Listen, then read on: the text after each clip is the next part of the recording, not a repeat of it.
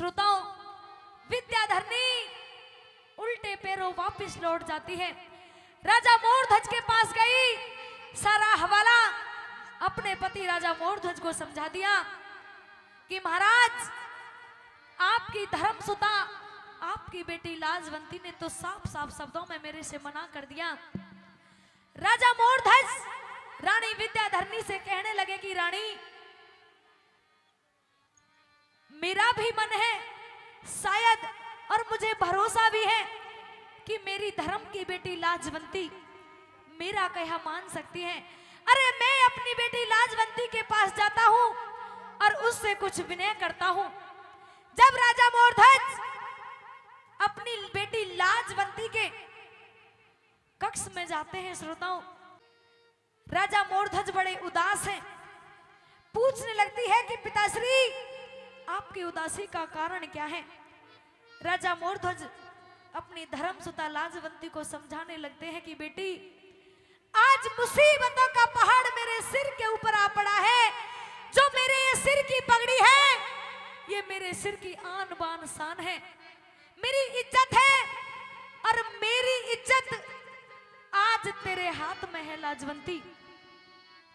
अगर तू चाहे तो मेरी इस पगड़ी को मेरे सिर पर ही रहने देगी, और अगर तू चाहे तो मेरी इस सिर की पगड़ी को पैरों में रखवा देगी बेटी लाजवंती।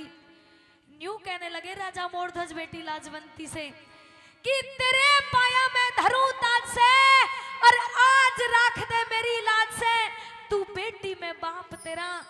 जब इन बातों को लाजवंती सुनती है, श्रोताओं, तो न्यू कहने लगी कि पिताश्री, आप चिंता मत करिए, मेरी नजरों में आपका दर्जा जिन माता पिता ने मुझे जन्म दिया है उनसे कहीं ज्यादा है। कि माता पिता का ऊंचा दर्जा जग में सास ससुर का जी, और पूजा में स्थान प्रथम होता ब्याहे वर का जी, और जहां ऐसे संस्कार मिल जा स्वर्ग बढ़े उस घर का जी। जब इन बातों का ख्याल श्रोताओं लाजवंती ने किया, राजा मोरध्वज आंखों में आंसू लेके आते हैं, और जब आंखों में आंसू हैं, लाजवंती से अरदास भी की। लाजवंती ने अपने धर्म पिता राजा मोरध्वज के अपने पति का दान देने के लिए स्वीकार कर लिया। कह दिया कि पिताश्री, आप जाइए और अपने सिर की पगड़ी को अपने सिर पर रख के जाइए, ये आपकी आन बान शान है, ये मेरे पैरों में अच्छी नहीं लगती। बाढ़ी के से आरा भी लेके आते हैं। पैनी धार का राजा मोरध्वज आरा लेके आए। श्रोताओं, इधर रानी विद्याधरनी खड़ी है, इधर राजा मोरध्वज खड़े हैं, और बीच में इकलौता बेटा राजकुमार धीरध्वज बैठा है। कैसे अपने बेटे को चीर रहे हैं, आंखों में आंसू हैं, लेकिन फिर भी अपना बेटा वचनों की खातिर दान में देना पड़ रहा है। यहाँ की रागनी आदरणीय हरे राम बैसली जी कलम से लिखित क्या सुनेंगे भैया?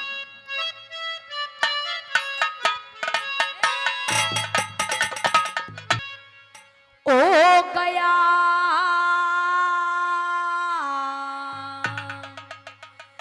बैठ धीरे ध्वज,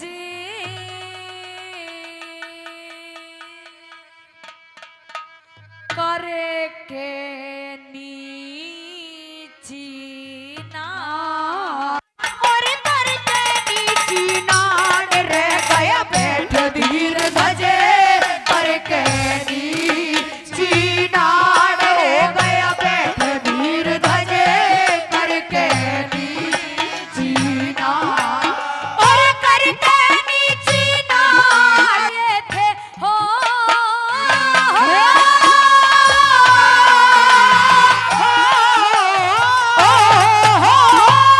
राजा रानी खड़े हुए थे, आरे को प्रणाम किया, परमेश्वर का ध्यान लगा के सुत पे आरा टेक दिया।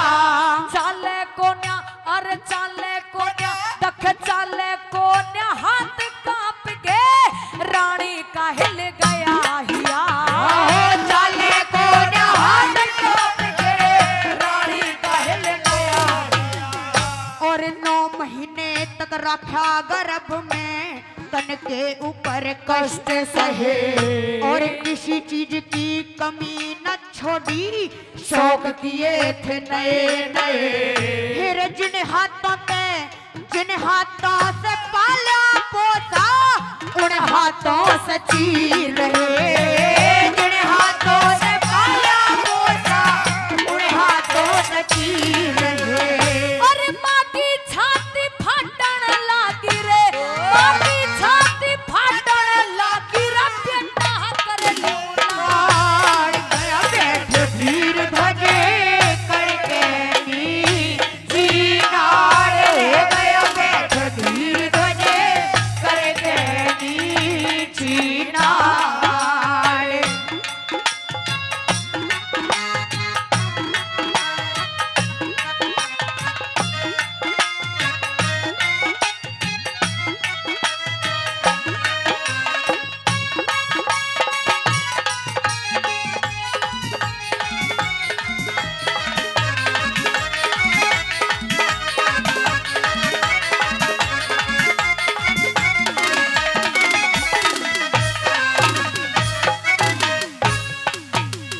कि राजा रानी खड़े हुए थे, आर्य को प्रणाम किया।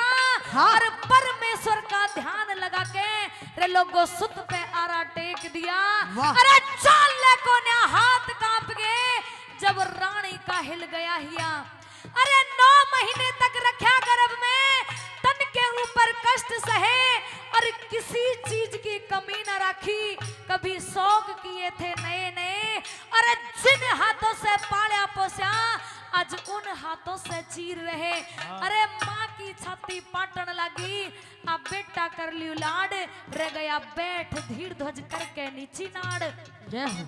दूसरी बात के द्वारा श्रोताओं, राजकुमार धीर ध्वज अपने माता पिता की धीर बंधाते हुए न्यू कहने लगते हैं कि पिताश्री, मैं गर्दन नीची करके बैठा हूँ। अरे इस ममता के चक्कर में वचन हार नहीं हो जाना। दूसरी बात के द्वारा क्या लिखा कैसे?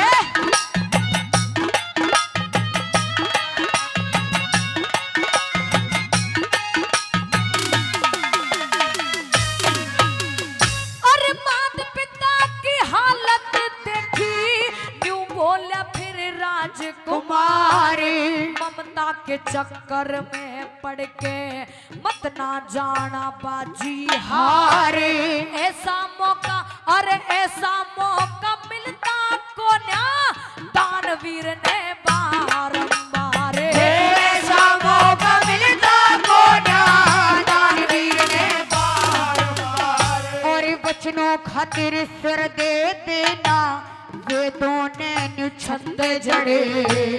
ऋषि दधीची हरिश्चंद्र के, ना तुमने इतिहास पढ़े।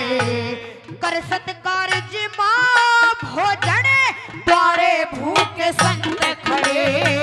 कर सत्कार जी माँ भोजन, द्वारे भूखे शेर खड़े। रही आत्मा तड़प शेर की, रही आत्मा तड़प शेर की, भूखा रहा हाड़ गया बैठ धीर ध्वजे करके नीची नाड़। हो गया बैठ धीर ध्वजे करके नीची नाड़। और करके नीची नाड़, और करके नीची नाड़। हो गया बैठ धीर ध्वजे करके नीची नाड़। हो गया बैठ धीर ध्वजे करके नीची नाड़।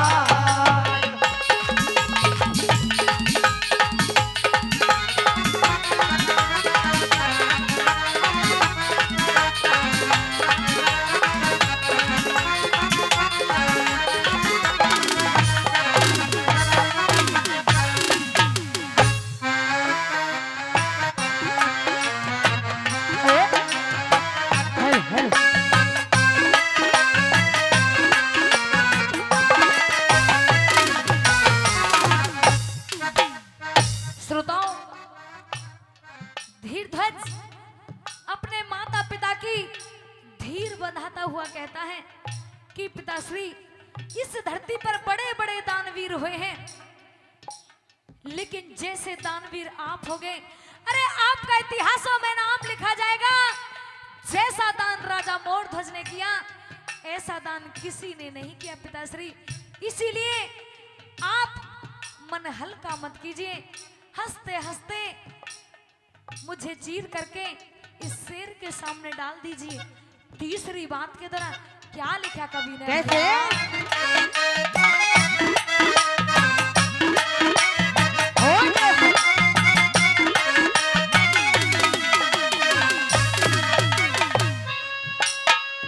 अरे दोनों ने उठाया आरा, दोनों ने उठाया आरा, बचनों का किया जब ख्याल, खूनों की फुहार छूटी, धरती होगी लाल लाल, दिशाओं के दिग्गज डोले, अंबर भी गया था। दिशाओं के दिग्गज डोले, अंबर भी गया था। और बाडी का पुराना आरा हाडे के में अटके था, और नाजुक था शरीर उसका, जी छोरे का अटके था। निराला था शीन लोगों, काड़जे में खटके था।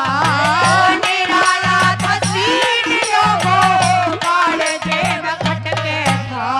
हिया उमड़ के आवे था रे, हिया उमड़ के आवे था, कई खेत ने बाढ़ रे गया बैठ।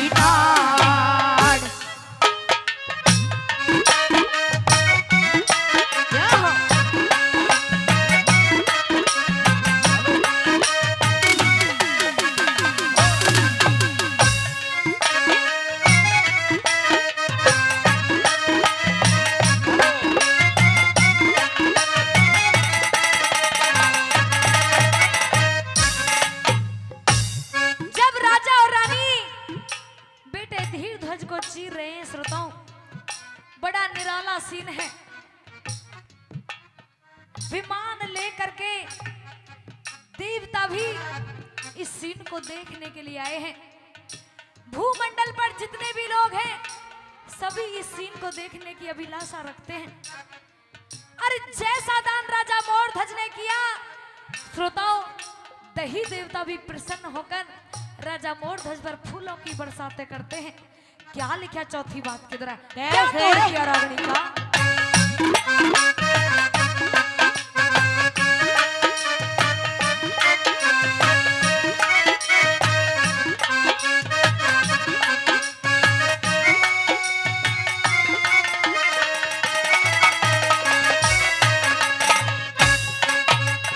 और देवता स्वर्ग ने छोड़, देवता स्वर्ग ने छोड़, भूमंडल पे आने लगे। धन्य धन्य धन्य धन्य दानवीर गुण राजा के गाने लगे। ब्रह्मा विष्णु शिव शंकर भी फूलों ने बरसाने लगे। ब्रह्मा विष्णु शिव शंकर भी फूलों ने बरसाने लगे। और दानवीर बहुत देखे पर ना ऐसा देखा, गाने वाले बहुत देखे ना हृदय प्रज्ञान देखा। हरे राम बैसल की कविता का तूफान देखा।